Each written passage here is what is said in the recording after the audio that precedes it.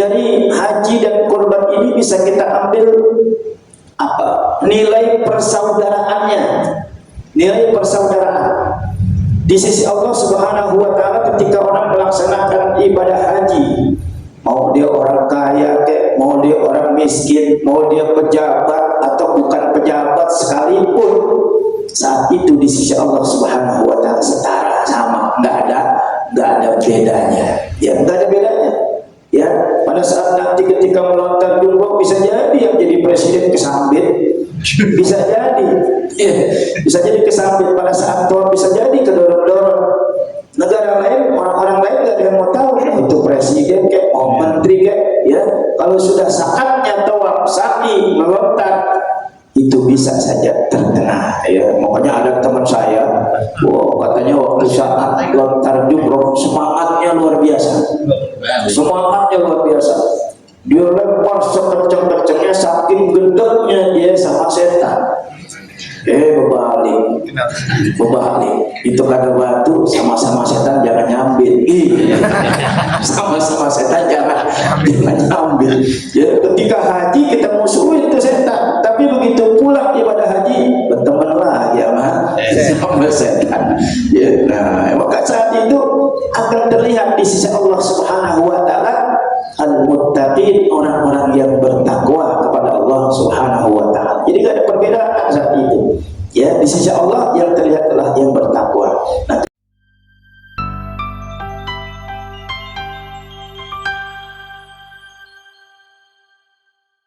lamtana innaka antal alimul hakim wa tub alaina innaka antat tawwabur rahim.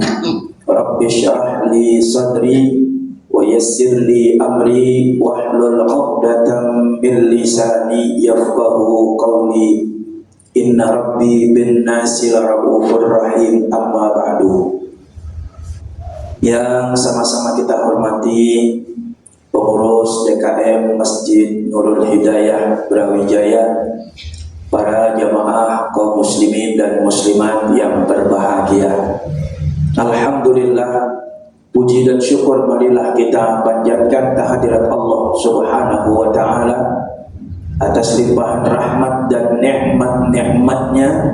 Pagi hari ini kita dapat berkumpul bersama-sama di Masjid Nurul Hidayah Brawijaya. Salawat dan salam semoga senantiasa tercurah kepada baginda Nabi besar Muhammad sallallahu alaihi wasallam. Mudah-mudahan salawat yang senantiasa kita baca membawa berkah dan menjadi syafaat buat kita dunia dan akhirat. Amin ya rabbal alamin. Para jamaah sekalian yang saya hormati, pada pagi hari ini saya mendapatkan tugas dengan tema menutup Dzulhijjah dengan syukur, menyambut Muharram dengan hijrah. Hari ini kita berada di hari ke-14 bulan Dzulhijjah. Ya, kemarin hari tasyrik yang terakhir, hari Sabtu, hari tasyrik yang terakhir. Apa arti tasyrik? Apa kira-kira Bu? Pak, arti tasyrik itu apa? Betul, dari fi'il madi syarraqa yusyarriku tasyriq. Tasyrik, ya, syarraqal lahmu artinya menjemur daging. Jadi kebiasaan orang-orang Arab dulu setelah melakukan penyembelihan hewan kurban, dagingnya dipotong-potong kemudian dijemur. Ya, biar apa? Biar awet, ya, biar awet. Nah, kalau kita kan nggak dijemur, ya, dimasukin kulkas. Penuh tuh kulkas. Ibu beli kulkas lagi nggak? Cari gitu, saking. Ada lagi bapak yang beli kulkas katanya saking penuhnya daging kurban. Alhamdulillah, ya. Ada juga yang mengatakan tasyrik itu artinya pesta. Ya, li'annahu tasyarraqa fihi al-luhum. Karena pada hari tasyrik itu orang-orang semua pesta daging. Tuh, pesta daging. Ya, makanya di hari pertama tanggal 10 Dzulhijjah, hari kedua itu pada ngebul. Ya, pada ngebul tuh, jalan sono ngebul, jalan sini ngebul, ngapain tuh? Ganti. Nah disitulah dikatakan tasyarraqa fihi luhum, ya pesta daging. Tapi yang lebih tepat diartikan tasyarraqa itu artinya adalah menjemur daging. Syarraqal lahm. Ya, baik. Kenapa kita bersyukur kepada Allah Subhanahu wa taala? Ya, menutup Dzulhijjah dengan bersyukur. Padahal bulan Dzulhijjahnya baru tanggal 14, ya, tapi nggak lama lagi akan selesai bulan Dzulhijjah.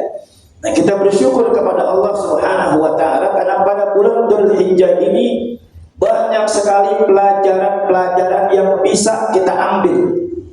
Ya, Allah Subhanahu wa taala menjadikan peran dalam bulan Dzulhijjah ini Nabi Ibrahim dan putranya Ismail alaihi wassalam. Ya, peristiwa kurban, peranannya siapa? Nabi Ibrahim dengan Nabi Ismail alaihi salam. Peristiwa haji juga peran utamanya Nabi Ibrahim dan Ismail alaihi salam. Nah, dalam bulan Dzulhijjah ini banyak sekali pelajaran-pelajaran yang bisa kita ambil.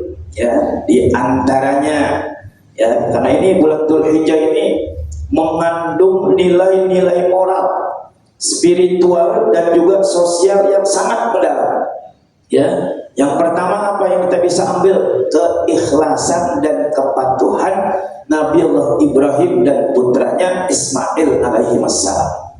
Nah, maka kita juga di bulan Dzulhijjah ini ketika kita melaksanakan ibadah haji atau mempersembahkan hewan kurban untuk diri kita atau orang-orang yang kita cintai, modal yang pertama adalah ikhlas.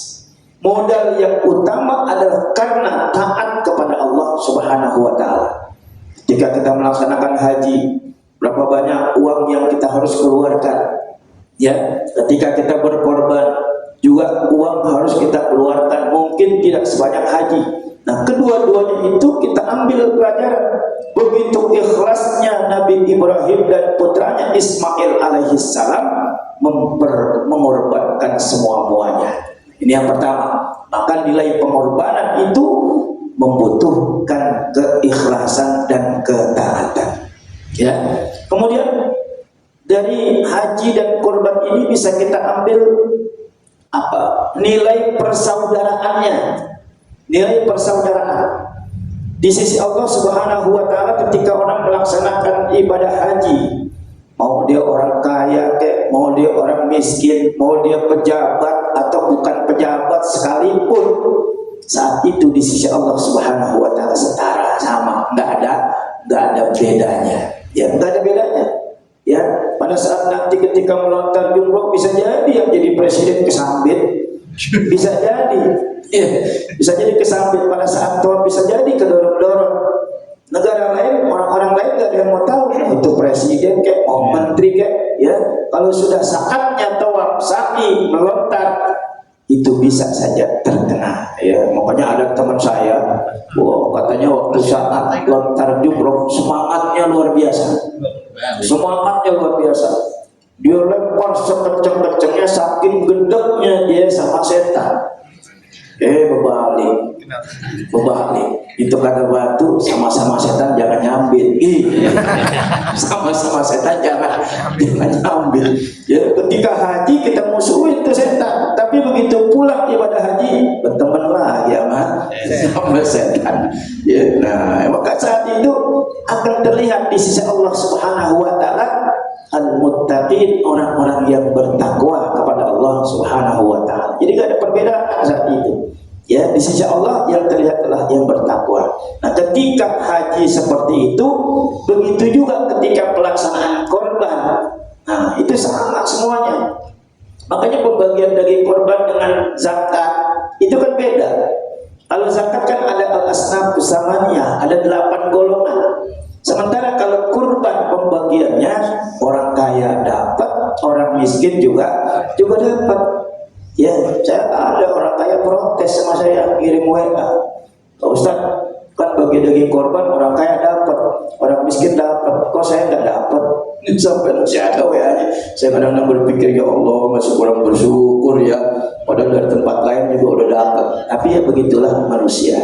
Nah, ini menandakan bahwa persaudaraan ukhuwah Islamiyah di saat melaksanakan ibadah haji dan juga di saat menyembelih hewan kurban itu akan terlihat luar biasa.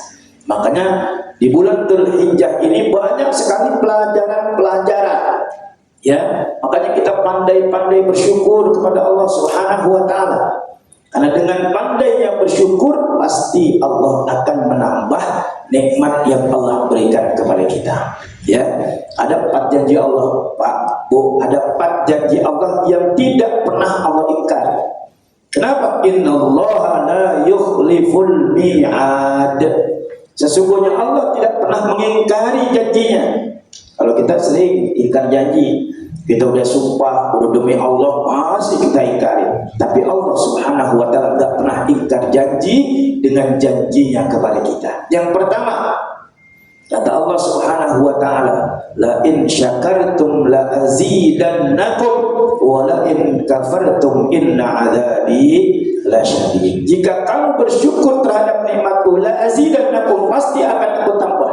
Wa la in kafartum inna adzabi lasyadid. Tetapi jika kamu kufur, ingat azabku sangatlah pedih. Ini yang pertama, janji Allah. Bersyukur pasti akan ditambah nikmatnya oleh Allah Subhanahu wa taala. Ya, bagi Bapak Ibu yang kemarin sudah mempersembahkan hewan kurban, syukuri itu semua, alhamdulillah. Niatin lagi, tahun depan saya ingin lebih berkorban lagi, lebih besar lagi kambing yang ingin saya beli, lebih banyak lagi ya hewan yang ingin saya jadikan korban. Niatin. Ya, karena ini bagian dari rasa syukur kita kepada Allah. Banyak orang-orang yang nggak bisa korban, cuma mintanya daging korban doang. Korban kagak mau, maunya minta aja sama sini. Nah, ibu bapak bersyukur yang sudah bisa mempersembahkan hewan korban, baik untuk diri sendiri ataupun buat orang lain, ya, atau orang-orang yang kita cintai. Makanya ketika kita mempersembahkan korban atau akikah, waktu saya di pesantren itu guru saya ngajari, nanti kalau kamu punya anak, ketika kamu akikahkan, ketika kamu berkorban, tidak semata-mata mendekatkan diri kepada Allah, tidak semata-mata menjadikan anakmu itu lepas dari gadaya, tapi niatkan tujuan untuk membunuh watak-watak kebinatangan yang ada pada diri orang yang kita korbankan atau pada diri anak yang kita akikahkan. Kenapa? Karena pada hakikatnya pada diri kita ini ya ada watak-watak kebinatangan, ya, watak sabubiyahnya, watak buasnya ada, watak bahimiyahnya juga ada, apalagi watak syaitoniyahnya juga ada. Walaupun ada watak malakiyah, malaikatnya, tetapi maaf, lebih dominan dan lebih berbahaya watak sabu'iyah, watak bahimiyah, dan watak syaitoniyah.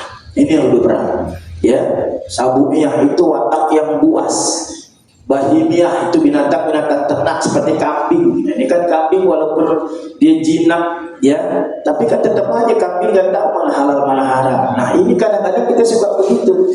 Ya, ada seruduk juga, apalagi watak syaitoniyah yang selalu mengajak kita kepada kekufuran kepada Allah Subhanahu wa taala. Itu janji Allah yang pertama. Janji Allah yang kedua, kalau kita ingat kepada Allah, pasti Allah akan ingat. Ya, mana ayat Qur'annya? Fadhkuruni azkurkum. Ingatlah kalian kepadaku, azkurkum. Kata Allah, pasti, yang merupakan jawab, pasti aku akan ingat kepada kalian. Ya, kita ingat sama Allah, Allah ingat sama kita. Ya, kita hanya menyebut Allah, Allah juga akan menyebut kita fi malain dalam satu tempat. Ya, disuruh perbanyak ingat zikir kepada Allah Subhanahu wa taala. Ya, kemudian yang ketiga, ya, apa? Ketika kita ya memperbanyak istighfar, minta ampun kepada Allah Subhanahu wa taala, Allah tidak akan pernah menurunkan azabnya kepada kita. Makanya kita disuruh banyak istighfar. Ya, Allah Subhanahu wa taala berfirman, "Wa kana Allahu mu'adzibahum wa hum yastaghfirun."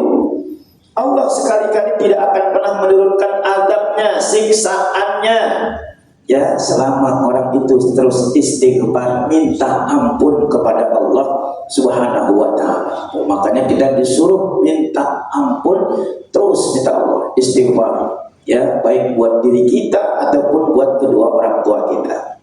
Ya, istighfar yang kita biasa baca, astaghfirullahaladzim li wa li walidayya warhamhuma kama rabbayani shaghira, atau astaghfirullahaladzim li wa li walidayya wa li ashabil huquqil wajibati alayya wa li jami'il muslimina wal muslimat wal mu'minina wal mu'minat al ahya'i minhum wal amwat. Ya, ini istighfar. Apalagi ini bisa baca Sayyidul Istighfar, Allahumma anta rabbi la ilaha illa anta, dan seterusnya.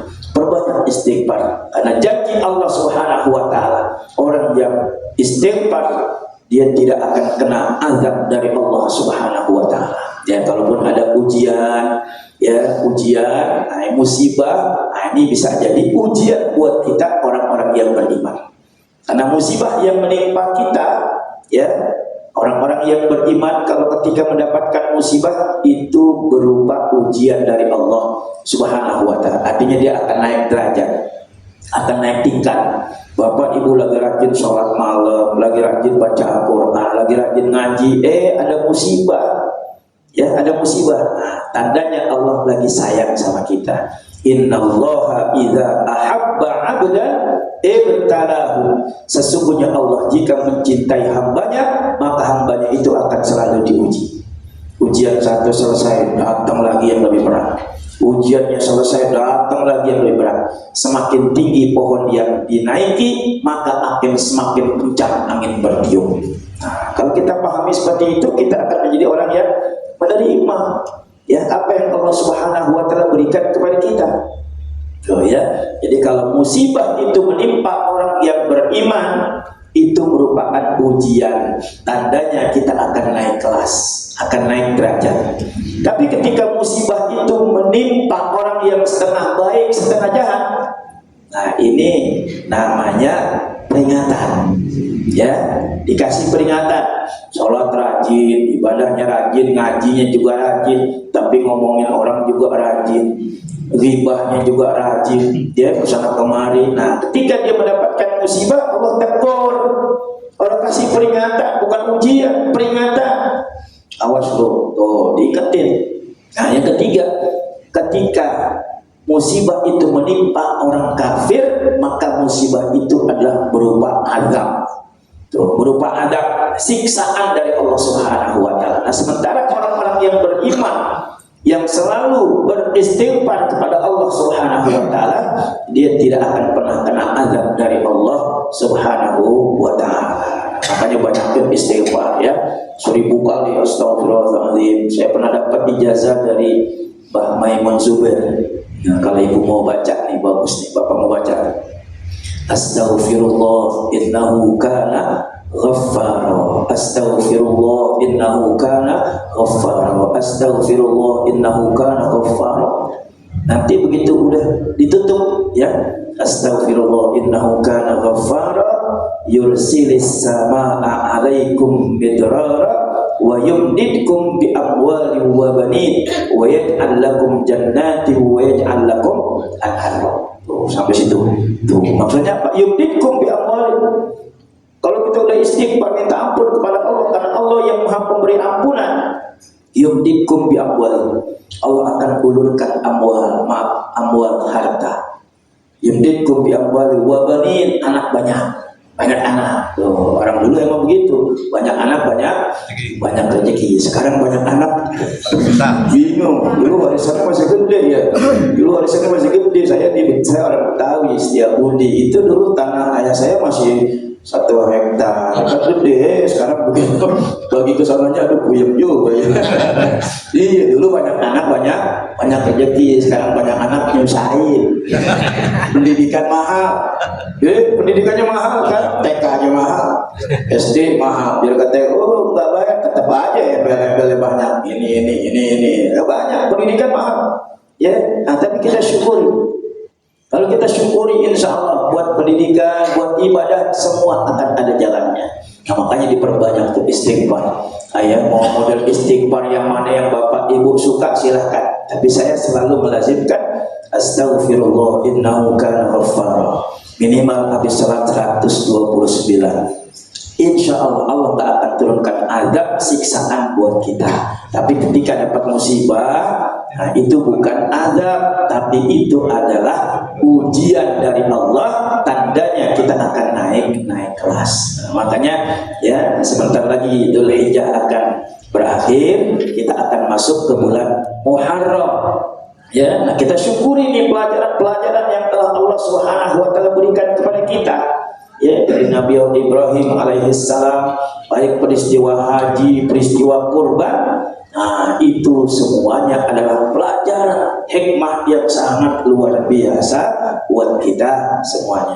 Ya, nah baik, Dzulhijjah dan Muharram ini termasuk min ashhuril hurum. Ya, min ashhuril hurum. Di dalam Al-Quran Allah Subhanahu wa taala berfirman, inna iddatash syuhuri indallahi 12 syahran fi kitabillah yauma khalaqas samawati wal ard minha arba'atun hurum. Sesungguhnya bilangan bulan dalam 1 tahun itu ada 12 bulan. Ya, ketika Allah menciptakan langit dan bumi, itu sudah ada ketentuannya fi kitabillah, di dalam kitab Allah. Dan dari 12 bulan itu ada 4 bulan yang dikatakan ashhurul hurum, bulan yang dimuliakan. Ya, nah bulan yang mulia itu bulan apa? 4 bulan. Yang pertama yang beruntun, yang nyambung ya, Dzulqa'dah, Dzulhijjah, Muharram. 1 terpisah yaitu bulan Rajab. Ya, maka tadi saya katakan Dzulhijjah dan Muharram ini adalah termasuk ashhurul hurum, bulan yang begitu dimuliakan oleh Allah Subhanahu wa taala. Nah, ketika kita menutup Dzulhijjah dengan syukur, menyambut Muharram dengan hijrah. Ya, karena ketika Muharram yang selalu kita ingat apa? Hijrah Nabi.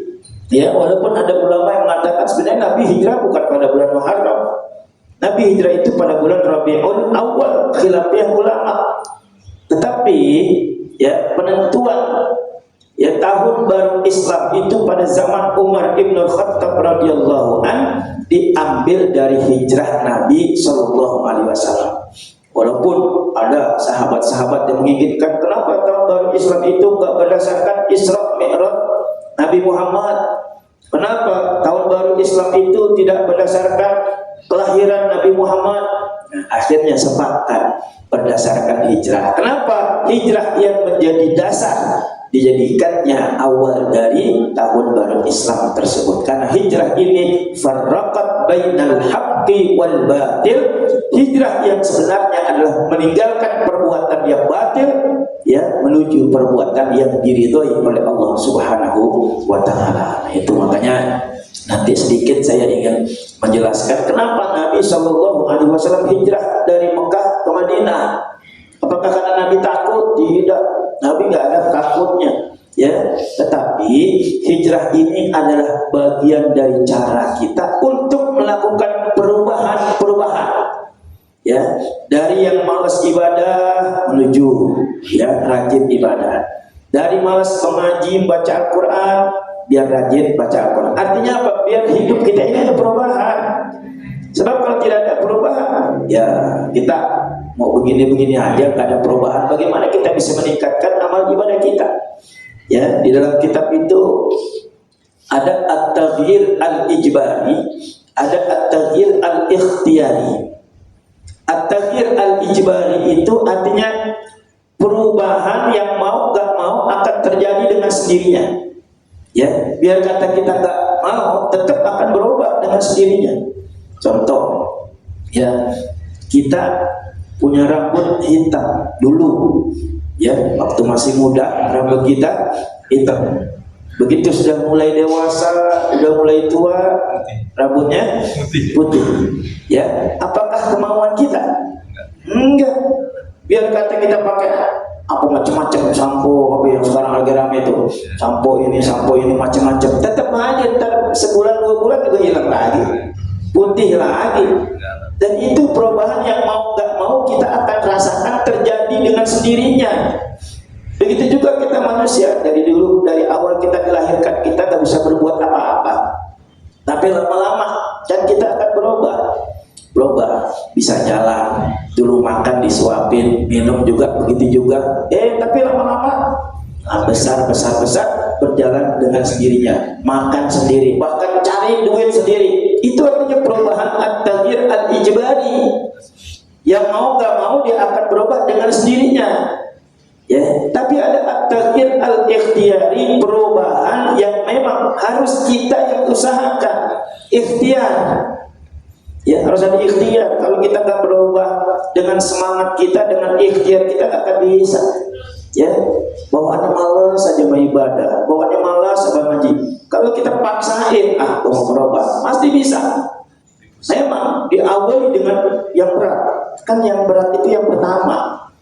Memulai itu berat, tapi udah sekali, 2 kali, 3 kali terasa enak. Kayak bapak ibu mungkin bangun malam berat banget, ya, berat banget tuh, jam 2, jam 3 berat. Tapi kalau udah sekali 2 kali, enak ya, kesannya enak ya. Ternyata di bulan Ramadan kok bisa. 3 bulan Ramadan ibu bangun jam 2 ya, bangun jam 2, bapak juga. Apa paling jam 3 kali ya, tidur kali itu. Ibunya udah ngamatin nasi, udah masuk semuanya, bapak masih tidur. Ntar lagi sahur baru dibangun ini. Yang gitu ya bu. Gitu. Kok bisa? Selama Ramadan bisa. Itu at-taghyir al-ikhtiyari dengan ikhtiar kita. Tapi setelah Ramadan, udah begitu aja lagi, kembali lagi ke awal, ke asal. Nah, ini yang harus menjadi perubahan buat kita. At-taghyir al-ikhtiyari, perubahan yang bisa dengan ikhtiar kita. Kalau nggak ada ikhtiar nggak bisa. Kan Allah Subhanahu wa taala berfirman, "Innallaha la yughayyiru ma biqaumin hatta yughayyiru ma bi anfusihim." Sesungguhnya Allah tidak akan merubah nasib suatu kaum sehingga kaum itu sendiri yang merubah. Ya, emang takdir ada 2. Ada takdir mubram, ada takdir mu'allaq. Ada takdir yang nggak bisa dirubah, ada takdir yang bisa dirubah. Contoh takdir yang nggak bisa dirubah, ibu dijadiin perempuan, bapak dijadiin laki-laki, bisa berubah nggak? Nggak bisa, udah ketentuan Allah. Ya, kalau mau berubah, Allah laknat. La'anallahul mutasyabbihin bil mutasyabbihat wal mutasyabbihat bil mutasyabbihin. Allah mengutuk, melaknat laki-laki yang menyerupai perempuan dan perempuan yang menyerupai laki-laki. Apalagi berani merubah fisiknya dari laki-laki jadi perempuan. Allah laknat, Allah kutuk. Ya, soal masuk surga bukan urusan saya. Ada yang nanya, Ustaz kalau gitu masuk surga? Itu saya nggak tahu kalau soal masuk surga. Ya, soal masuk surga urusan Allah. Tapi Allah melaknat dirinya merubah. Artinya dia nggak redok dengan apa yang Allah ciptakan saat itu. Ibu perempuan pengen jadi laki-laki, nggak bisa juga. Itu namanya takdir yang mubram, yang nggak bisa dirubah. Ya, kalau udah sampai ajalnya juga nggak bisa. Udah ketentuan Allah Subhanahu wa taala. Cuman katanya soal kematian ini masih bisa dirubah. Masih bisa dirubah waktunya ya, waktunya. Nah, kalau kematian sendiri nggak bisa. Kalau Allah udah takdirin mati nggak bisa. Cuman soal waktu masih ada ikhtiar. Kata para ulama, kok ada ikhtiar? Iya, buat apa kita minta kepada Allah, ya Allah panjangin umur saya dalam taat kepadaku. Ya kan Allah panjangin umur kita. Bahkan Nabi SAW bersabda, "Man ahabba ayyubsata lahu fi rizqihi wa ayyunsha'alahu fi asarihi falyasil rahimahu." Siapa orang yang ingin dipanjangin umurnya, berarti kalau ingin dipanjangin umurnya, diluaskan rezekinya, apa Nabi bilang? Falyasil rahimahu, maka sambung silaturahmi. Nah, dengan sambung silaturahmi seperti ini insya Allah umur kita akan bertambah. Tapi kalau emang udah nggak nambah juga, ya udah takdir Allah. Takdir Allah, banyakin ya. Kenapa? Karena bisa berubah dengan doa. Ya, doa kita itu jangan main-main. Kalau kita udah berdoa minta panjang umur, minta ini, itu silahul mukmin, senjata buat kita orang-orang yang beriman. Ya, nah ini makanya pentingnya kita terus berdoa, minta kepada Allah Subhanahu wa Ta'ala. Soal ada perubahan atau tidak, kembalikan kepada Allah. Ya, kenapa? Karena ya Allah kan lebih tahu keadaan kita, kondisi kita Allah lebih tahu. Ya, makanya disuruh apa? Disuruh banyak bergaul dengan orang-orang yang beriman, bergaul dengan orang-orang yang bertakwa. Yang katanya nanti insya Allah bergaul dengan orang-orang yang bertakwa, dengan orang-orang yang beriman, kita akan mendapatkan syafaat dari orang-orang tersebut. Ya, memang khilafiyah ulama. Ada yang mengatakan, oh teman itu gak bisa memberikan syafaat. Tapi juga ada ayat-ayat Al-Quran yang menjelaskan bahwa teman yang baik, teman yang bertakwa juga bisa memberikan syafaat. Dalam surah Az-Zukhruf ayat 67, Allah Subhanahu wa Ta'ala berfirman, al-akhillau ba'duhum li ba'din adu illa al-muttaqin. Teman-teman, ya, kita punya teman, kalau bergaul dengan orang yang jahat itu akan bisa jadi musuh kita. Illa al-muttaqin, kecuali orang-orang yang bertakwa. Orang-orang yang bertakwa nanti bisa memberikan syafaat. Ya, memang kalau soal syafaat itu semuanya hak Allah Subhanahu wa Ta'ala. Man dzalladzi yashfa'u indahu illa bi'idznihi. Siapa yang bisa memberikan syafaat illa bi'idznihi, kecuali dengan izin Allah Subhanahu wa Ta'ala. Ya, nah, baik. Jadi perubahan itu ada dua, ada at-taghyir al-ijbari, ada at-taghyir al-ikhtiyari. Perubahan yang mau tidak mau berubah dengan sendirinya, dan perubahan yang bisa terjadi dengan ikhtiar kita. Ya, momentum hijrah dan juga evaluasi diri Nabi. Ya, evaluasi diri. Jadi buat diri kita ini kita evaluasi. Ya, tahun 1447. Ya, bagaimana ibadah yang kita lakukan. Nah, ini bisa menjadi bahan introspeksi buat kita, evaluasi buat kita. Ya, nah, harapan kita ini di bulan Muharram dan seterusnya ibadah kita akan menjadi lebih baik lagi. Ya, tadi saya katakan bahwa Muharram itu termasuk min ashhuril hurum. Ya, karena apa? Mengingat Nabi Shallallahu Alaihi Wasallam hijrah, dan juga momentum hijrah ini menjadi bahan evaluasi, koreksi dan introspeksi diri kita agar menjadi lebih baik lagi. Dan pada bulan Muharram ini ada juga satu peristiwa penting. Ya, peristiwa apa kira-kira, Bu? Peristiwa Nabi Musa alaihi salam dan kaumnya diselamatkan oleh Allah Subhanahu wa Ta'ala dari kezaliman Fir'aun. Ya, itu terjadi pada tanggal 10 Muharram. Makanya kita disunahkan puasa. Tanggal 10 Muharram yang dikatakan Asyura, itu disunahkan kita berpuasa. Ya, kenapa kita disuruh berpuasa? Ya, karena awalnya Nabi berpuasa. Nabi ketika sampai di Madinah melihat orang-orang Yahudi kok pada puasa. Nabi bertanya pada puasa, apa kalian semua? Mereka menjawab, kami puasa karena Nabi kami, Nabi Musa, diselamatkan oleh Allah dari kezaliman Fir'aun. Lalu Nabi Muhammad bilang apa? Nahnu haqqu bi Musa, kami lebih berhak terhadap Musa, karena Musa itu adalah Nabi kami. Akhirnya Nabi memerintahkan sahabat-sahabatnya untuk puasa pada bulan Muharram tanggal 10. Nah, itu puasa yang pertama, itu puasa Muharram. Ramadan kan diwajibkan oleh Allah tahun berapa? Tahun kedua Hijriah. Nah, sementara begitu Nabi SAW sampai di Madinah, Nabi SAW mulai melaksanakan puasa bulan Muharram tanggal 10. Nah, makanya kemarin kita bersyukur, mungkin ada yang udah puasa dari tanggal 1 Dzulhijjah sampai tanggal 9, atau dari mulai Tarwiyah dan Arafah, atau ada yang dari Arafahnya aja, atau ada yang gak puasa, ya gak apa-apa, sunnah, ya. Tapi ini niatin juga di hari Asyura dari tanggal 1 sampai tanggal 10. Kalau kita bisa puasa di bulan Muharram, ya alhamdulillah. Kalau nggak bisa, ambil tanggal 10-nya, ya Asyuranya. Ya, kalau bisa ambil lagi tanggal 9 Tasu'ah. Ya, emang Nabi SAW seumur hidup nggak pernah puasa hari ke-9.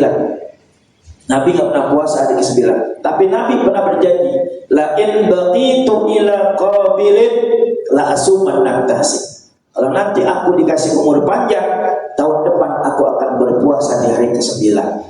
Buat nemenin hari ke-10. Ya, kalau kemarin Arafah ada temannya tarwiyah. Kenapa dinamakan tarwiyah? Dari kata rawa yarawi tarwiyah, artinya tafakkara yatafakkaru tafakkur. Merenung, berpikir. Ya, apa hubungannya dengan berpikir? Ya, kok puasa tarwiyah, puasa mikir?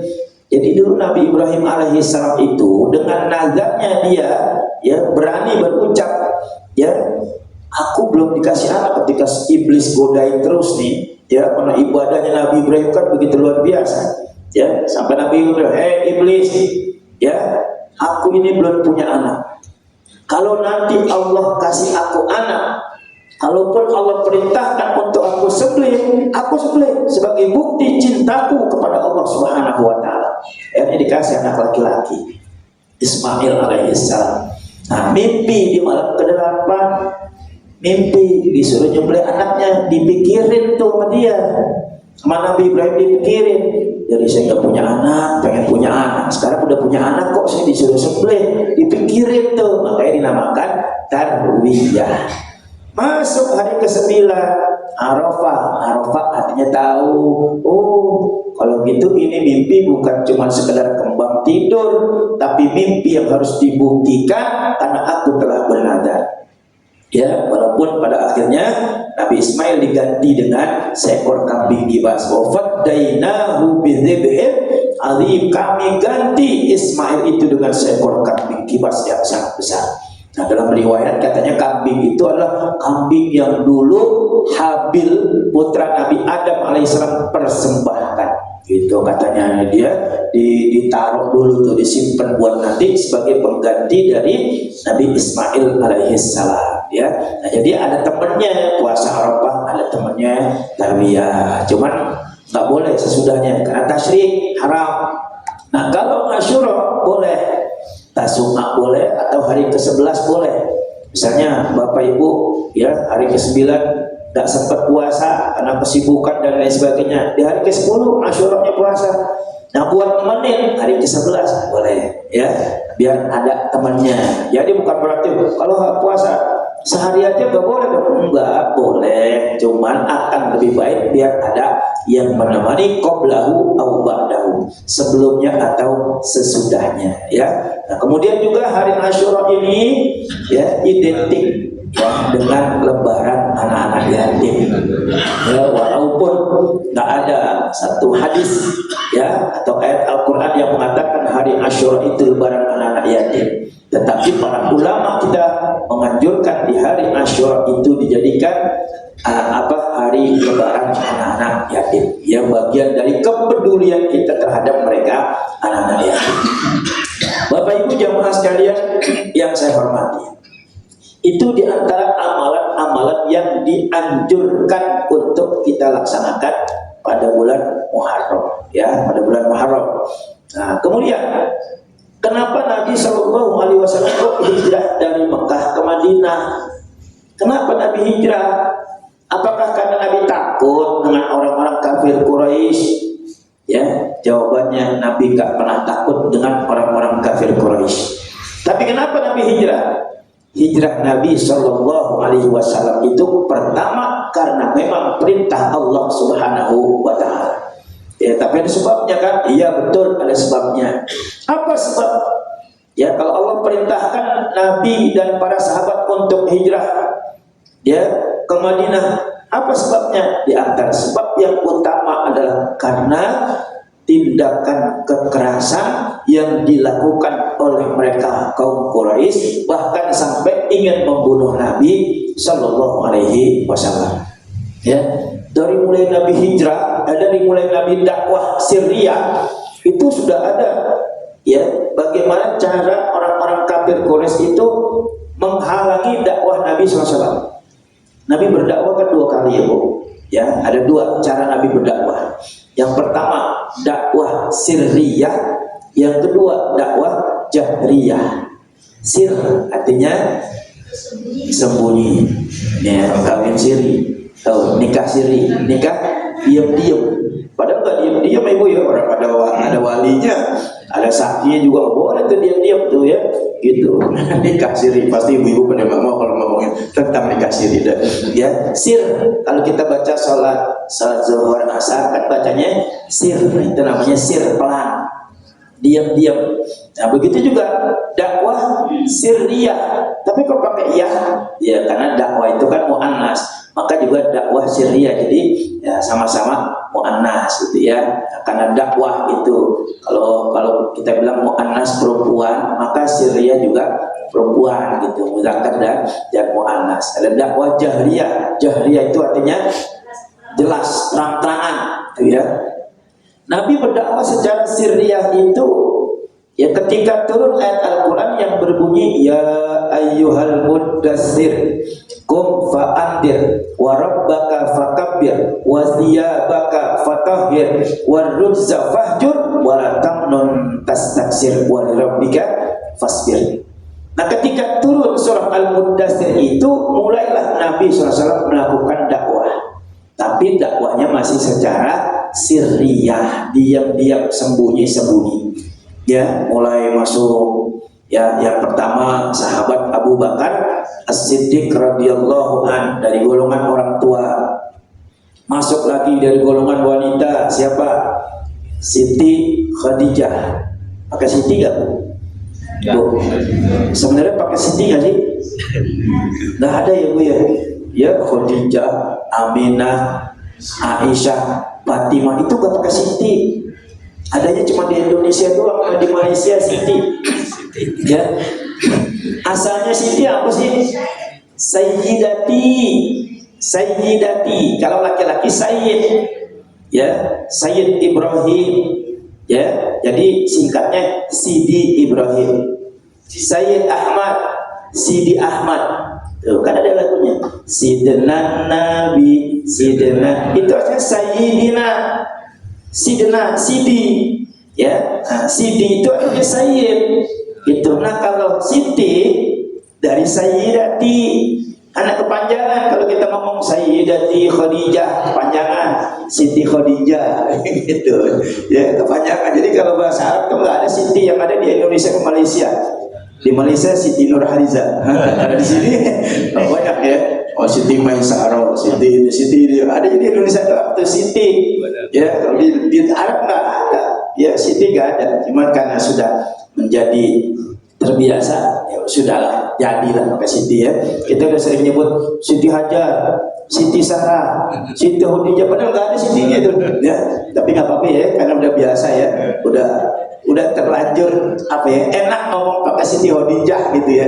Kalau nggak pakai Siti kayaknya kurang sopan ya Bu ya, kayaknya kurang sopan ya. Anggaplah Sitinya itu Sayyidati Khadijah ya. Masuk ya dari golongan wanita Sayyidah Khadijah ya. Masuk lagi dari golongan anak-anak Sayyidina Ali ibn Abi Thalib radhiyallahu anhu ya. Nah, masuk lagi sahabat Utsman bin Affan, Zubair bin Awam dan sahabat-sahabat yang lain. Tapi dakwah secara sirriyah ini hanya berlangsung 3 tahun. Ya, 3 tahun doang. Kenapa? Karena keburu turun ayat Al-Quran yang berbunyi fasda' bima tu'mar wa a'rid 'anil musyrikin. Katakan terus terang hai Muhammad dengan apa yang Allah perintahkan kepada engkau, dan berpalinglah engkau dari orang-orang musyrik. Tuh, disuruh terus terang. Ngapain pakai diam-diam, sembunyi-sembunyi? Udah terus terang aja udah. Kenapa? Karena udah mulai banyak orang yang ikut Nabi masuk dalam agama Islam. Nah maka ketika Nabi SAW berdakwah secara jahriyah terang-terangan, Nabi kumpulin tuh orang-orang, semua dikumpulin, termasuk paman Nabi Abu Lahab yang udah mulai gak suka dengan Nabi SAW nih, ikut datang. Ya, Nabi berdiri di Bukit Safa. Kemudian Nabi sampaikan kepada semua orang-orang yang hadir. Nabi bilang apa? Ayyuhan nas, wahai manusia, hal tusaddiqunani fima ukhbirukum bih? Apakah kalian akan percaya dengan apa yang ingin aku sampaikan kepada kalian? Semua orang menjawab, na'am. majarrabna alaika kadiban mundu nas'atika ilal an. Ya, kami percaya 100% dengan apa yang ingin kau sampaikan, hai Muhammad. Karena kami enggak pernah melihat, kami enggak pernah mendengar engkau dari kecil berdusta sampai sekarang. Tuh, mereka udah percaya 100% karena Nabi enggak pernah bohong. Nabi selalu jujur. Makanya Nabi mendapatkan gelar Al-Amin, orang yang dipercaya. Ya, lalu Nabi bilang, kalau kalian percaya dengan aku, kemudian Nabi bilang lagi, apakah kalian akan percaya jika aku katakan bahwa musuh-musuh kalian sudah ada di belakang kalian dan siap menyerang kalian? Apakah kalian percaya? Iya, kami percaya ya Muhammad. Kalau kalian percaya dengan aku, ankidu anfusakum minan nar. Selamatkan diri kalian dari siksa api neraka. Tinggalkan bentuk penyembahan terhadap berhala, patung, apapun yang ada. Tinggalkan, beralihlah menyembah kepada Allah Subhanahu wa ta'ala. Nah, mulai ketika Nabi ajak mereka beriman menyembah Allah, mulai itu timbul gejolak. Yang pertama adalah paman Nabi yang bernama Abu Lahab. Ya, Abu Lahab. Ini yang pertama yang dia katakan, alihada jama'atana tabban laka ya Muhammad. Alihada jama'atana, celaka kau hai Muhammad. Apakah hanya untuk mendengarkan ocehanmu ini kami dikumpulkan? Oh, Nabi SAW mendengar ya kecaman dari pamannya itu, Nabi terdiam. Kemudian turun surah Al-Lahab, tabbat yada abi lahabin wa tab ma aghna anhu maluhu wa ma kasab sayasla naran dzata lahab wa imra'atuhu hammalatal hatab fi jidha hablum min masad. Tuh ya, ini surah Al-Lahab. Ini di belakangnya semua ada qalqalah, Bu. Qalqalah apa Bu namanya? Qalqalah kubro. Ya, qalqalah kubro. Qalqalah kan di Quran cuma ada dua ya Bu ya. Ada sugro dan kubro. Kalau yang sugro adanya di mana? Di tengah. Kalau yang kubro adanya di akhir. Nah, kalau orang Madura qalqalahnya di mana Bu? Orang Madura qalqalahnya di mana? Di depan. Orang Madura punya qalqalah. Ada orang Madura nggak? Maaf ya, guyonan aja. Karena orang Madura nggak bisa bilang tol. Tol. Orang Madura nggak bisa bilang tol. Tahu bilangnya apa? Tol tuh. Ada qalqalah nggak? Ya, ada tuh. Ya, ya, nggak bisa orang Madura bilang, God enggak, God. Udah pasti ada qalqalahnya. Maaf ya Madura ya. Cuman biar nggak terlalu tegang aja gitu. Jadi nggak terlalu serius ya. Nah, itu begitu orang Madura ya. Ya. Nah, jadi ketika dikecam oleh Abu Lahab, tabban laka ya Muhammad, celaka kau hai Muhammad. Alihada jama'atana, apakah hanya untuk mendengarkan ocehan ini kami dikumpulkan? Turun tuh surah Allah, tabbat yada abi lahabin wa tab. Celaka kedua tangan Abu Lahab. Ya, bahkan bukan cuma Abu Lahabnya, wa mar'atuhu hammalatal hatab, juga perempuannya, istrinya yang suka membawa kayu bakar. Yang dimaksud membawa kayu bakar itu bukan dia ikat kayu bawa digotong buat dibakar, bukan. Maksudnya ini tukang ngomporin. Istrinya Abu Lahab itu tukang ngompor-ngomporin nih, provokator. Ya, provokatornya tuh. Istrinya tuh wa mar'atuhu. Nah, ya istrinya Abu Lahab yang suka membawa kayu bakar, yang suka ngebakar-bakar. Sikat tuh. Itu. Makanya ibu-ibu jangan jadi kayak ibunya Abu Lahab ya. Provokator buat lakinya. Lakinya lagi begini-begini. Udah bang, sikat aja bang. Mumpung ada yang tahu, jangan. Ya tuh. Nah, turun surah Al-Lahab. Ya. Nah, mulai saat itu Nabi SAW terus berdakwah. Walaupun musuh yang pertama, yang utama adalah pamannya sendiri, Nabi terus aja berdakwah. Nah, ketika Nabi sudah mulai berdakwah secara terang-terangan, bukan hanya paman Nabi yang memusuhi, ya, tapi juga tokoh-tokoh Quraisy, mereka semuanya mulai melakukan permusuhan terhadap Nabi. Bagaimana cara untuk mencegah Nabi SAW berdakwah? Nah, ini mulai nih dicari cara bagaimana biar Nabi Muhammad SAW berhenti berdakwah. Mereka kumpul tuh, orang-orang kafir Quraisy, tokoh-tokohnya kumpul. Ya, kemudian mereka di antara mereka mengutus seseorang untuk mendatangi paman Nabi yang lain, yang merawat Nabi itu, yang asuh Nabi. Ya, siapa? Abu Thalib. Ya, kan Nabi dulu sebelum Ibunda Aminah meninggal dunia, ya Nabi dirawat oleh Ibunda Aminah sampai usia 6 tahun. Karena Ibunda Aminah meninggal, dirawat Nabi oleh kakeknya Abdul Muttalib. Ya, di usia 8 tahun kakeknya meninggal, Nabi diasuh dirawat oleh pamannya Abu Thalib.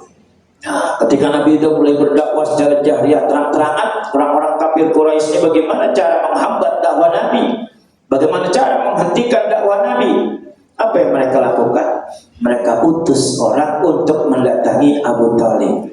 Ya, kedatangan pertama, ya, minta kepada Abu Thalib, "Hai Abu Thalib, tolong nasihati keponakanmu untuk berhenti, ya, berdakwah.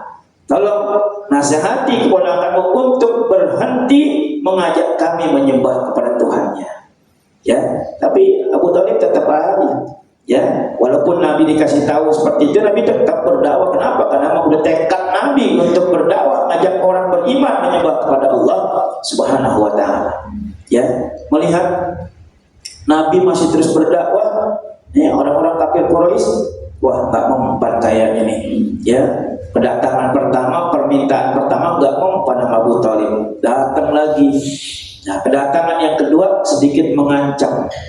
Ya, mereka bilang kepada Abu Thalib, Abu Thalib, kalau kau tidak bisa menghentikan Muhammad berdakwah, serahkan kepada kami yang akan menghentikan." Nah, mulai ada ancaman terhadap Abu Thalib dan juga Nabi SAW. Maka ketika Nabi SAW pulang, kemudian Abu Thalib bilang kepada Nabi Muhammad, "Ya Muhammad, tadi datanglah gitu, ya, utusan, ya, kaum Quraisy meminta agar aku menasihati kau berhenti berdakwah. Kalau aku nggak bisa, ya, biar mereka yang akan menasihati kau." Oh, begitu Nabi mendengar apa yang diucapkan oleh pamannya, apa yang Nabi katakan, "Wallahi ya ammi, demi Allah wahai paman, law wada'u syamsa fi yamini wal qamara fi yasari ala adruka hadal amra ma taraktuhu abada." Demi Allah wahai paman, andaikan mereka semua meletakkan matahari di tangan kananku, bulan di tangan kiriku, agar aku berhenti berdakwah, tidak akan pernah aku lakukan. Sudah tekadku untuk terus berdakwah, ngajak orang beriman kepada Allah, ngajak orang untuk menyembah hanya kepada Allah Subhanahu wa taala. Ya, Abu Thalib hanya pasrah karena tekad Nabi yang begitu luar biasa. Terus Nabi berdakwah. Orang-orang kafir Quraisy masih melihat Nabi terus berdakwah begitu, wah, nggak kena nih. Ya, apa yang mereka lakukan? Mereka bawa barteran. Seorang pemuda yang bernama Umarah ibnul Walid. Ya, seorang pemuda yang bernama Umarah ibnul Walid dijadikan barter. Ya, diserahkan kepada Abu Thalib. Abu Thalib, khudh hadzal fata waladan lak. Ambil anak muda ini buat jadikan anak. Wa aslim ilaina ibna akhi linaqtulahu. Serahkan keponakanmu Muhammad itu kepada aku untuk kami bunuh saja. Mau dibunuh, jadi dia mau ditukar. Abu Thalib marah. Begitu mendengar ucapan, ya, utusan orang-orang kafir Quraisy itu, ya, adakan barter, ya, kemudian marah, cabut pedang. Akhirnya nggak terjadi.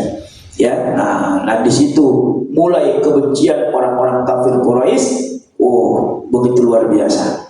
Ya, maka berubah kecintaan orang-orang kafir Quraisy yang tadinya percaya 100% apa yang Nabi ucapkan, apa yang Nabi perbuat. Nah, tadi awal saya katakan itu di awal dakwah secara jahriyah, kan Nabi bilang, "Apakah kalian akan percaya dengan apa yang ingin aku sampaikan?" "Iya, kami percaya 100%, karena kau tidak pernah berdusta dari kau kecil sampai sekarang." Tapi ketika Nabi SAW sudah mulai, ya, banyak pengikutnya, di situ kebencian semakin memuncak di hati orang-orang kafir Quraisy, terutama pada tokoh-tokohnya. Ya, apa yang mereka lakukan? Mereka menyakiti Nabi, menzalimi Nabi, tapi nggak mempan. Nabi kuat, ya. Mungkin kalau kita di berdakwah begitu udah nggak kuat udah nggak kuat, tapi Nabi luar biasa kuatnya, ya. Nabi nggak mempan disakiti, dizolimi, dianiaya. Mereka menganiaya sahabat-sahabat Nabi. Bilal bin Rabah, ya, kemudian Ammar bin Yasir, keluarganya habis dibantai, dibunuh. Khabbab ibn al-Arad, juga banyak sahabat-sahabat Nabi yang dianiaya sampai mati agar mereka kembali ke agama mereka. Tujuannya apa? Tujuannya biar hati Nabi Muhammad luluh. Aduh, kasihan juga ya, teman-teman gua pada disakitin, dizolimi, dianiaya. Tidak, gua berhenti aja dah. Tujuannya begitu. Tapi tidak membuat Nabi Shallallahu Alaihi Wasallam berubah. Bahkan sahabat-sahabat Nabi itu yang bertambah keyakinan dan keimanannya kepada Allah Subhanahu Wa Taala. Maka karena nggak berhasil, ya, melemahkan dakwah Nabi, nggak berhasil. Datanglah itu, datang dengan beberapa penawaran, ya, penawaran yang pertama, hai Muhammad, kalau kau ingin jadi pemimpin kami, ya, pemimpin di Mekah, akan kami jadikan kau pemimpin. Ya, kalau kau ingin wanita cantik, yang paling cantik di Mekah ini, akan kami carikan wanita yang paling cantik agar kau untuk jadikan istri.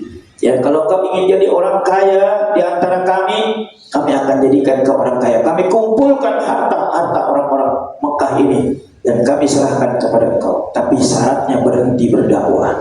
Tuh, sampai-sampai dibilang dalam kitab Khulasah Nurul Yakin itu, Muhammad, kalau emang engkau sekarang lagi sakit, kemasukan setan, ya, kemasukan jin, akan kami panggil tabib, ya, orang yang bisa ngobatin engkau. Sampai begitu. Karena dianggap Nabi Muhammad saat itu seperti orang kesurupan, ya, karena nggak ada takutnya, ya. Tapi Nabi tetap kekeh, Nabi nggak mau, ya, Nabi nggak mau, ditawarin macam-macam nggak mau. Sampai terakhir mereka bilang apa? Muhammad, kalau begitu gini aja dah, ya, daripada kita ribut mulu, kita kan sama-sama dari satu suku, ya, kita sama-sama saudara. Bagaimana kalau sekarang tahun ini engkau menyembah Tuhan kami, ya, tahun depan kami menyembah Tuhan kau, tukeran, gantian. Nabi diam. Begitu Nabi diam, turun ayat Al-Quran, Qul ya ayyuhal kafirun, katakan, hai Muhammad, wahai orang-orang kafir, la a'budu ma ta'budu, aku tidak akan menyembah apa yang kalian sembah, wala antum a'abiduna ma a'bud. Sampai 2 kali itu disebut, ya. Dan pada akhirnya lakum dinukum waliyadin, bagimu agamamu, bagiku agamaku. Nah, disepakati itu semua pembunuhan. Waktu guru saya cerita nih, kayak Syukron Mahmud, beliau guru saya, itu cerita beliau, ya, ketika sudah sepakat, mereka juga punya rahasia. Ini karena kita udah sepakat pengen ngebunuh Muhammad, ya, ini tolong dirahasiakan, jangan sampai nyebar. Sebab kalau nyebar, nanti Muhammad keburu kabur. Ya, kalau nyebar Muhammad keburu kabur, ya. Nah, akhirnya sudah, mereka pulang. Begitu pulang katanya ini guyonannya begini. Guyonannya, ya, karena Abu Lahab, Abu Jahal itu dia kan punya istri. Punya istri, tanya, Bang, kayaknya tadi rapat serius banget sih, Bang, sampai malam pulangnya, Bang. Ini guyonan saya nih, Bu, ya, guyonan saya nih, bukan di Quran, bukan. Ya, tanya lah, apa rapat serius banget, ya. Tapi rapat apaan sih, Bang? Ya, rahasia, ya. Rahasia, lu jangan ngomong sama siapa-siapa. Apaan rahasianya, Bang? Muhammad mau dibunuh. Muhammad mau dibunuh. Oh, iya, Bang, rahasia. Lu dia namanya bini, ya.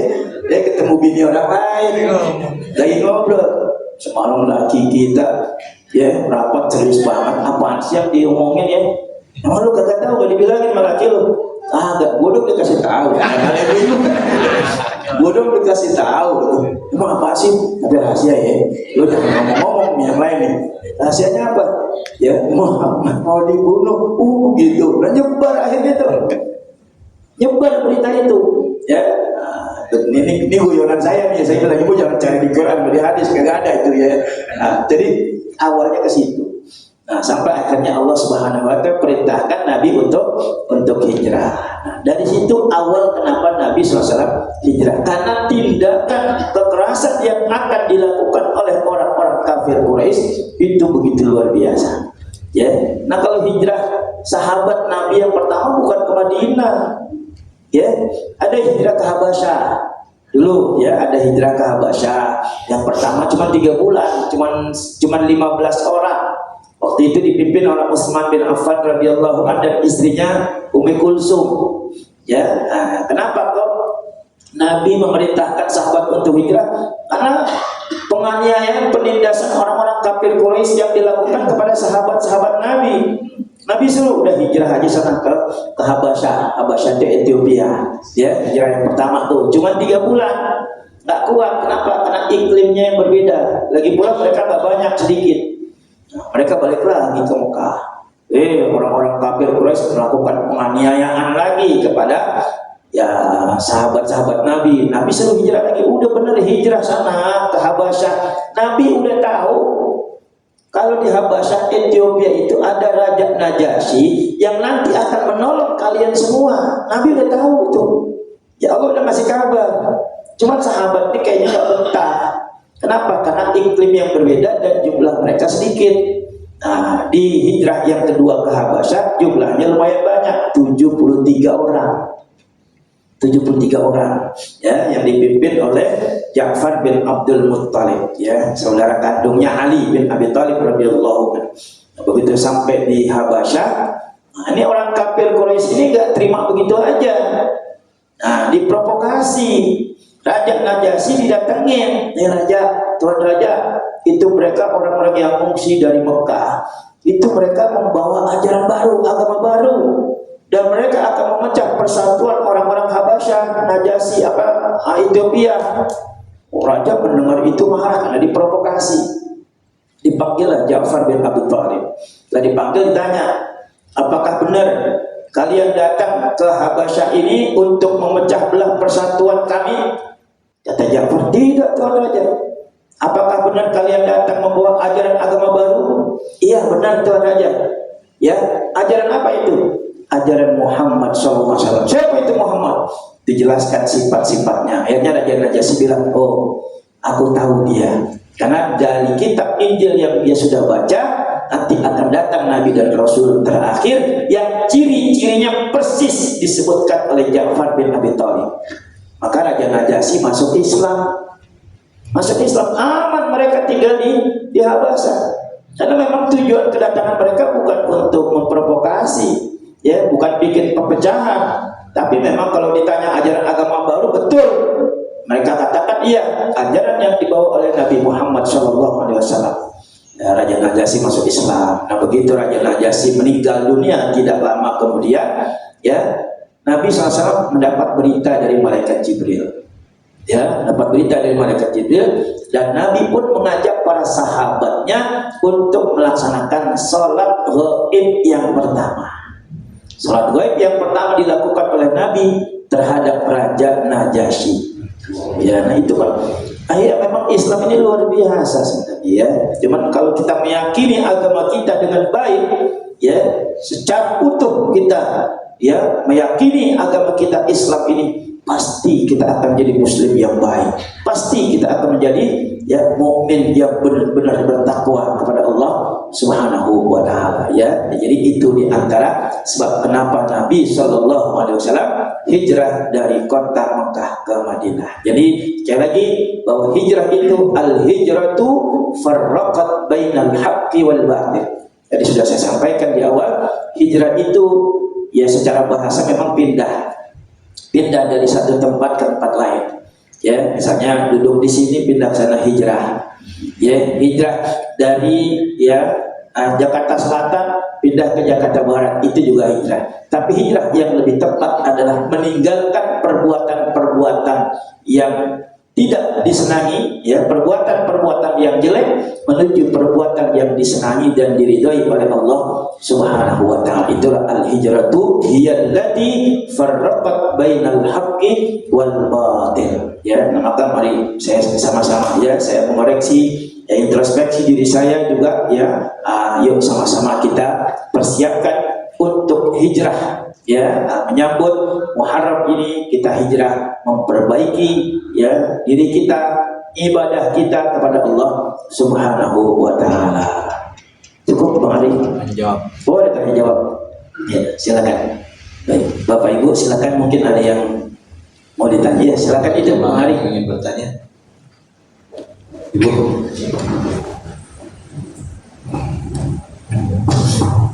Assalamualaikum warahmatullahi wabarakatuh. Waalaikumsalam. Terima kasih atas waktu yang diberikan kepada saya untuk bertanya kepada Bapak Ustadz penceramah.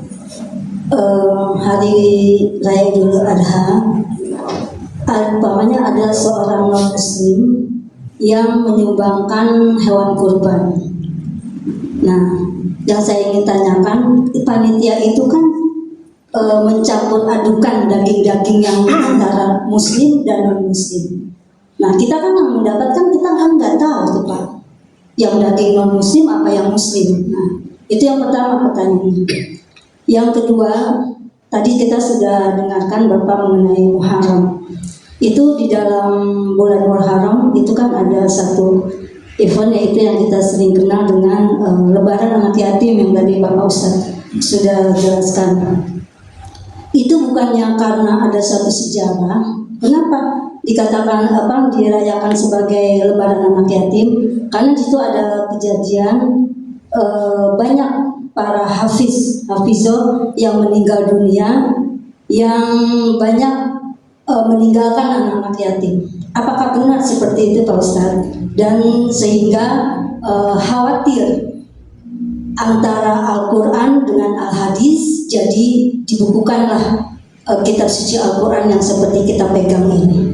Itu saja pertanyaan dari saya. Mohon diberikan pencerahan dari Bapak Ustadz. Terima kasih. Baik, terima kasih. Yang pertama, kalau ada bantuan kurban dari non-Islam, nah, sebaiknya panitia ini, seperti maaf yang saya lakukan di tempat saya, panitia tidak mencampur aduk, ya, daging yang diberikan oleh non muslim, ya, kepada kita jangan dicampur aduk. Kalau saya jadikan buat makan saudara-saudara, gitu ya, yang buat makan panitia ini petugas. Itu kayak kemarin saya dapat tuh dari futsal kuningan village dapat satu. Nah, itu saya sembelih dulu. Saya sembelih, kemudian ini diceset, dicacap, suruh kasih ibu-ibu yang masak. Itu buat makan. Ya, alangkah baiknya buat seperti itu, ya. Tetapi kalau memang panitia tidak mengetahui bahwa itu dari non muslim, misalnya kecampur, nggak masalah. Lagi pula kita juga kan nggak tahu. Nah, kalau panitia yang tahu, maka sebaiknya, ya, dipisahkan. Ya. Jadi kita kan punya data. Ini korban dari siapa, Fulan bin Fulan. Oh, ini dari misalnya dari PT. Jadi PT juga kan nggak bisa diperuntukkan untuk seseorang, gitu, ya. Kayak dari APBN itu mah. Yang lagi APBN saya nggak ngomongin itu, ya. Jadi itu khilafiyah ulama, ya. Jadi sebenarnya kalau dari yang begitu-begitu itu bukan korban. Karena dari APBN, maaf ya, saya baca dalam kitab Imam Syafi'i, itu bukan korban, itu jatuhnya sedekah. Jatuhnya sedekah, sama dari kantor-kantor juga jatuhnya sedekah, ya. Karena kalau korban itu dari pribadi, ya, kayak anak-anak sekolah, patungan, itu bukan korban, tapi sedekah. Boleh nggak? Boleh aja orang mau sedekah. Dan itu kan melatih anak-anak, gitu, ya, melatih. Jadi diperbolehkan. Cuman yang bagus panitia itu memisahkan, ya, dipisahin. Tapi kalau panitia nggak tahu, udah terlanjur campur, ya udah campur, ya. Kita juga nggak tahu mana daging yang tadi ini kan, udah, ya, halal semua orang boleh dikasih, kecuali boleh nyolong, gitu ya. Yang pertama. Yang kedua, awal pengumpulan Al-Quran itu, ya, itu pada masa sahabat Abu Bakar As-Siddiq radhiyallahu anhu. atas usulan Umar ibn Khattab radhiyallahu anhu. Kenapa? Karena awalnya Abu Bakar As-Siddiq mengatakan, oh ini bid'ah. Ya, karena Umar bin Khattab usul, ya, nanti nyambungnya ke Idul Yatama ya, lebaran anak yatim. Jadi kata Umar bin Khattab, wahai khalifah, bagaimana kalau seandainya Al-Quran yang ada pada hafalan sahabat-sahabat, Al-Quran yang ada pada catatan para sahabat dikumpulin jadi satu. Kata Abu Bakar, oh ini nggak ada perintahnya, ini bid'ah. Gitu. Ya tapi bagaimana nanti kalau mereka para hufaz meninggal dunia, apakah kita bisa baca Quran? Nggak ada catatannya, nggak ada kelanjutannya. Tapi Abu Bakar bilang, iya benar juga ya. Kumpulin deh. Dibuatlah panitia pengumpulan Al-Quran. Singkatnya, pada masa Utsman bin Affan radhiyallahu an baru dibukukan. Nah, tetapi melihat banyak hufaz yang meninggal dunia, nah maka di situ di hari Asyura diidentikan menjadi lebaran anak yatim. Tapi bukan dari Nabi, bukan dari Nabi. Itu sahabat-sahabat yang menetapkan. Tapi kenapa aku melihat begitu? Oh ini bagus, nggak ada salahnya. Dan kalau bisa sebenarnya lebaran anak yatim bukan cuma hari Asyura aja, bukan cuma Ramadan aja, bukan cuma Idul Fitri. Kalau bisa tiap hari bikin lebaran anak yatim, ya insya Allah lebih berkah. Jadi memang betul, tapi itu asal sahabat, ya. Jadi ada anjuran, bahkan di situ disuruh tanggal 10 Muharram disuruh potong kuku, nyambung silaturahmi, pakai sifat mata. Ya, saya pakai sifat mata dari kecil. Dari kecil orang tua saya pakai, maka kalau nggak pakai kayaknya nggak kelihatan, setan aja kelihatan. Maaf ya, gue bercanda. Ya, itu yang termasuk menyantuni anak yatim. Tuh ada 10 tuh. Jadi anjurannya di situ. Jadi ada satu syair ya yang menganjurkan kita untuk 10 Muharram ini menyantuni anak-anak yatim. Yakinlah Bapak Ibu kalau nyantunin anak yatim nggak akan susah. Ya, kenapa? Ada satu hadis Nabi SAW. Ya, ja'a rajul yasku qaswatal qalbi. Telah datang seorang pemuda mengadu kepada Nabi, qaswatal qalbi, hatinya keras. Walam yudrik hajatahu, dan keinginannya enggak pernah dikabulkan sama Allah. Dia punya hajat, punya keinginan enggak pernah dikabul. Ya, Nabi bilang, mau enggak kamu aku kasih wasiat, aku kasih ayat arahan, ya. Nanti kalau kamu kerjakan hajatmu akan dikabulkan oleh Allah dan hatimu akan menjadi lunak, lembut. Mau ya Rasulullah? Ya, apa kata Rasulullah? Yang pertama, irhamil yatim, sayangi anak yatim. Menyayangi anak yatim sama seperti kita menyayangi anak kandung kita sendiri. Sayangi anak yatim, apalagi kalau anak yatim itu keponakan kita, sepupu kita. Jadikan dia bagian dari keluarga kita. Inna khairal buyut la baitun fihi yatimun yuhsanu ilaihi. Sesungguhnya rumah yang paling berkah, yang paling baik, rumah yang di dalamnya ada anak yatim yang kita perlakukan baik, yang kita muliakan anak yatim. Wa inna syarral buyuti la baitun fihi yatimun yusa'u ilaihi. Sesungguhnya rumah yang paling jelek yang Allah murkai, rumah yang di dalamnya ada anak yatim, tapi anak yatim itu dihinakan. Anak yatim disuruh belanja sana kemari, anak kandungnya malah disuruh sekolah. Anak yatimnya nggak disekolahin. Nah ini yang jelek. Tuh, makanya disuruh nyayangin anak yatim. Ya, cari anak yatim, sayangin. Walaupun nggak tinggal di rumah kita, nggak jadi bagian keluarga kita, ya kita santunin mereka. Ya, itu yang pertama. Yang kedua, imsah ra'sal yatim, usap kepala anak yatim. Disuruh sering-sering usap. Cuma cara ngusapnya beda. Ini cara ngusapnya bagaimana? Ya, Bu, Pak, ngusap kepala anak kandung kita minal muqaddam ilal muakhir, dari depan ke belakang. Kalau ngusap anak kita, anak kandung ya, ini nak usap dari depan ke belakang. Kalau ngusap kepala anak yatim, kata para ulama ya, minal muakhir ilal muqaddam, dari belakang ke depan. Kantong ke depan. Kenapa dari belakang ke depan? Karena kantong adanya di depan. Benar Bu, Jadi bukan cuma sekedar ngusap doang, dari belakang ke depan diusap malah berantakan rambutnya. Ya, tapi ketika diusap dari belakang ke depan langsung masukin kantong. Nah itu bukan hanya sekedar ngusap doang, artinya ada sesuatu yang dikasih, yang masuk. Yo senang ada anak yatim depan rumah kita, rapi banget ya, udah nyisir, kita kasih duit 50.000, 20.000 atau 10.000 nak buat jajan ya, usap dari belakang ke depan. Ya kalau nggak mau usap nggak apa-apa, daripada kita berantakan, kesian ya. Yang penting kan apanya bu? Yang penting kan duitnya tuh. Ya, cuman itu simbol aja, imsah raksal yatim, usap kepala anak yatim, itu simbol doang. Jangan cuma ada anak yatim sini dan sini usap. Wah, kalau cuma begitu doang saya juga bisa. Ya, nggak usah diusap, kasih duitnya. Cuma simbol mengusap anak yatim dari belakang ke depan, karena kantong ada di depan. Sampai filosofinya itu. Nah, yang ketiga, at'imhu min ta'amik. Beri makan anak yatim seperti yang kamu makan. Samain. Ya, kalau kita beli makanan yang enak, nah kita bagi itu anak yatim. Jangan sisa makanan kita, bapak, ibu, anak bertiga nggak habis, kumpulin. Dari satu kasih anak yatim, zolim kita. Belinya 4. Bapak, ibu, anak, yang satu buat tetangga yang yatim. Tuh, kasih yang sama dengan kita. Apalagi ada anak yatim di rumah kita jadi pembantu. Makanannya dipisahin. Lu makan sebelah sana ya. Oh, udah makan di ujung sana ya. Dekat kamar mandi. Kurang ajar. Ya, makannya dipisahin lagi ya. Yang ini makan daging, ini makan tempe. Itu begitu kan sebenarnya bu. Yang bikin tensi naik itu tempe apa daging? Tempe. Yang bikin tensi naik itu tempe. Gue tiap hari dikasih tempe, naik tensinya. Iya, dikasih daging kan.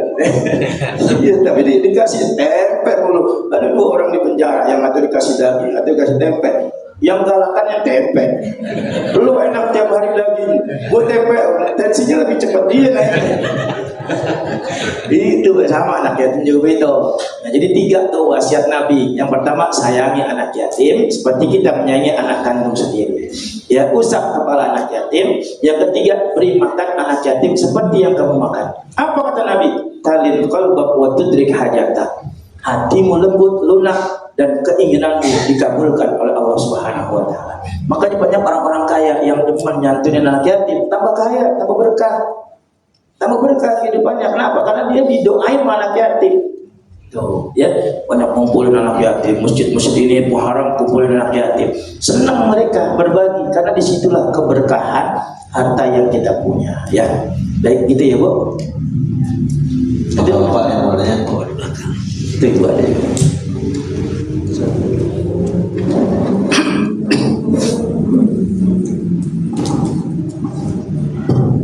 Assalamualaikum warahmatullahi wabarakatuh. Waalaikumsalam.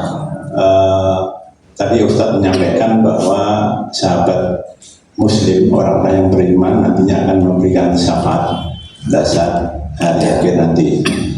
Yang saya tanyakan, apakah bentuk syafaat yang diberikan oleh sahabat kita yang beriman itu sama dengan syafaat yang diberikan oleh Rasulullah SAW? Kemudian orang-orang seperti apa nantinya yang akan mendapatkan syafaat dari Rasulullah? Terima kasih. Wassalamualaikum warahmatullahi wabarakatuh. Ya, tentu beda syafaat yang Nabi berikan kepada umatnya ya dengan syafaat dari seorang teman ke teman yang lain.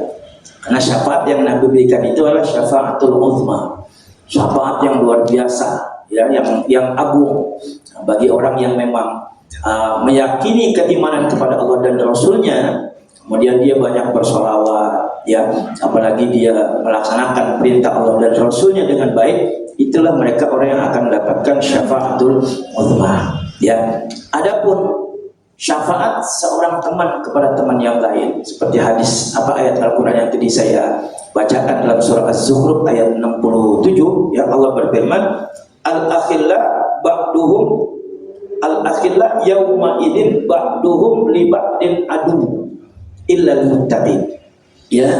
Teman-teman yang akrab, teman-teman yang akan al-akhillah, ya, pada hari kiamat itu bisa menjadi musuh di antara kalian. Illal muttaqin, kecuali orang-orang yang bertakwa. Kalau orang-orang yang bertakwa ini nggak akan menjadi musuh.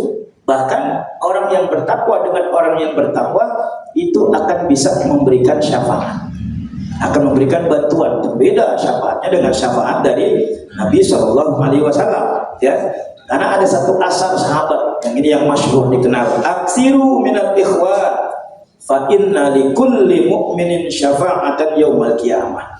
Perbanyaklah oleh kalian berteman dengan orang-orang yang bertakwa, dengan orang-orang baik, dengan orang-orang soleh, karena nanti pada hari kiamat, ya, orang-orang yang soleh itu bisa memberikan syafaat buat kalian. Itu ya, jadi beda, udah pasti beda. Ya, kalau kita kan di dunianya kita sama orang baik, nolongnya ya sebatas kemampuan kita. Kalau Nabi SAW kemampuannya luar biasa, ya, bisa menyelamatkan orang yang di neraka, bisa langsung Nabi angkat, ya. Bahkan makomnya orang yang banyak berselawat kepada Nabi itu, kata Nabi apa? Ya, nanti derajatnya dekat dengan aku, ya, tempatnya di surga dekat dengan aku. Jadi banyak, ya, syafaat yang bisa memberikan. Jadi memang, ya, ada ulama yang mengatakan, ya, bahwa teman itu tidak bisa memberikan syafaat, tapi biiznillah, man dzalladzi yashfa'u indahu illa bi'izni. Siapa yang bisa memberikan syafaat di sisi Allah? Illa bi'izni, kecuali dengan izin Allah. Tapi dari ayat Al-Quran tadi yang saya bacakan, al-akhilla yawma idzin ba'duhum li ba'din adu illal muttaqin. Ya, teman-teman yang akrab, yang dekat dengan kita, itu bisa jadi musuh buat kita, ya. Tapi orang-orang yang bertakwa tidak. Tafsiran para ulama, orang-orang yang bertakwa itu justru nanti akan saling tolong menolong, ya, gitu ya Pak. Ya, ya. Satu lagi. Ya. Terima kasih. Bismillahirrahmanirrahim. Assalamualaikum warahmatullahi wabarakatuh. Waalaikumsalam. Pak Ustadz, saya menyukai pelajaran sejarah terkait dengan 1 Muharram. Itu kan dikenal dengan tahun baru Hijriah. Nah, kita kan ada tahun baru yang lain ya. Misalnya Masehi, Saka, Tionghoa itu tahun baru Imlek gitu ya. Nah, mengapa pada zaman Nabi Muhammad baru kita memiliki tahun baru Hijriah, bukan pada waktu-waktu nabi-nabi sebelumnya? Kan kita sudah mengenal juga bulan-bulan Islam gitu ya Pak Ustadz ya. Saya rasa pertanyaan saya itu saja. Terima kasih. Billahi taufiq wal hidayah. Wassalamualaikum warahmatullahi wabarakatuh. Baik. Bulan-bulan dalam 1 tahun 12 bulan itu sudah dikenal dari sebelum Nabi diutus, ya. Karena tadi ayatnya kan inna iddatash syuhur indallahi isna asyara syahran fi kitabillah. 12 bulan dalam 1 tahun itu fi kitabillah, di kitab Allah, ya. Yauma khalaqas samawati wal, ketika Allah menciptakan langit dan bumi, itu udah ada tuh. Nah, kenapa kok publikasikan itu Muharram, Safar, belum sampai Dzulhijjah? Itu kok pada masa Umar bin Khattab radhiyallahu anhu, itu ya, bukan pada masa Nabi. Nah, di zaman Nabi hanya dikenal dengan tahun Hijriah. Tahun Hijriah. Nah, dulu sebelum ada tahun Hijriah kan tahun Masehi, ya, tahun sebelum Masehi atau sesudah Masehi. Nah, di zaman Nabi itu Nabi sebelum Hijriah atau sesudah Hijriah. Nah, kemudian baru pada masa Umar bin Khattab radhiyallahu anhu, umat Islam punya tahun baru sendiri. Ya, jadi di zaman Nabi SAW itu umat Islam bukan nggak punya tahun baru. Penetapan tahun barunya itu belum jelas. Nah, kalau di zaman Nabi ada Idul Fitri, Idul Adha, itu kan hari raya yang mungkin buat mereka juga mungkin lebih hebat dibanding dengan tahun baru, ya. Tetapi tahun barunya umat Islam itu dia disepakati pada masa Umar bin Khattab radhiyallahu anhu. Ya, mungkin logikanya begini, masa Masehi aja sih, ya, mereka aja yang punya tahun baru, kita umat Islam harus punya tahun baru dong. Ayo kita kumpul. Nah, sahabat-sahabat kumpul. Bagaimana kita menentukan tahun baru? Walaupun awal bulan itu sudah Muharram. Dari dulu awal bulan dalam 1 tahun itu ya Muharram. Nabi udah tentukan, dan memang di Quran juga sudah ada. Makanya yauma khalaqas samawati wal ard, ketika Allah menciptakan langit dan bumi, 12 bulan itu Muharram yang pertama, Zulhijjah yang terakhir, itu sudah ada. Cuman penetapan tahun barunya itu pada masa Umar bin Khattab. Penentuannya berdasarkan hijrah. Itu berdasarkan hijrah. Kenapa hijrah? Karena hijrah ini momen terpenting di antara sekian banyak peristiwa-peristiwa yang terjadi pada zaman Nabi Shallallahu Alaihi Wasallam. Ya, kalau Isra Mi'raj itu peristiwa buat Nabi yang memang ya banyak orang yang percaya, banyak orang yang nggak percaya. Ya, sehingga ulama-ulama juga banyak yang mengatakan itu benar terjadi pada diri Nabi. Tapi juga ada yang mengatakan itu kan hanya ruhnya saja, jasadnya nggak ngikut. Ini kan khilafiyah ulama. Ya, kemudian pada kelahiran Nabi mungkin, tapi yang disepakati ya tahun barunya itu adalah berdasarkan hijrah. Karena hijrah itulah yang memulai Nabi SAW berdakwah yang akhirnya menjadi luas. Itu ya Bu ya. Nah, begitu. Cukup?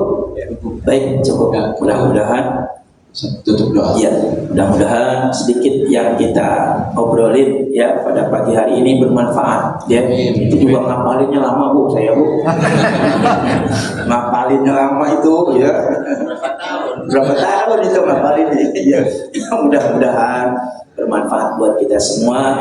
Semoga Allah berkahi hidup kita, keluarga kita, anak-anak kita, kampung kita, juga negara kita, dan Allah matikan kita dalam keadaan husnul khatimah. Mudah-mudahan sebelum kita meninggal dunia, Allah beri kesempatan kita bisa melaksanakan ibadah haji dan umrah, dan juga bisa mempersembahkan hewan kurban buat diri kita atau orang-orang yang kita cintai, dan apa yang menjadi hajat kita dikabulkan oleh Allah Subhanahu wa taala. Ala hadhihi niyyah al-Fatihah. A'udzu billahi minasyaitonir rajim. Bismillahirrahmanirrahim. Alhamdulillahi rabbil alamin. Ar-Rahmanir Rahim. Maliki yaumiddin.